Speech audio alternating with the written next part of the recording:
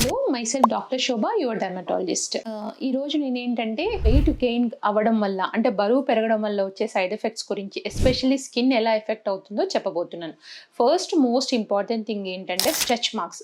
అంటే సడన్గా weight gain అవ్వడం వల్ల ఏమవుతుందంటే బాడీ మీద స్ట్రెచ్ మార్క్స్ అంటే ఇవి చూడడానికి కొంచెం ఎబ్బెట్టుగా ఉంటాయి అండ్ ఇవి తగ్గించడం కూడా చాలా కష్టం. ఎందుకు అంటే స్ట్రెచ్ మార్క్స్ వల్ల ఏమవుతుందంటే ఇర్రిపేరబుల్ కొల్లాజన్ డ్యామేజ్ అనేది జరుగుతుంది. So unless if you come very early when you see the stretch marks, it's very difficult to reduce.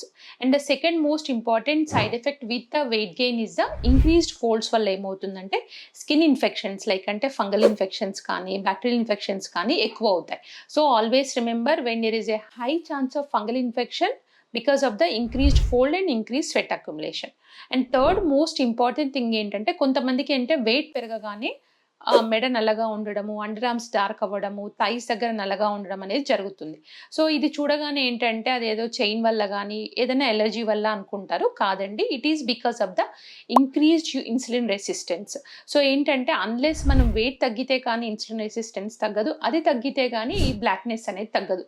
So these are like a cross linked thing. So always focus on the weight reduction before proceeding for any skin treatments. Thank you.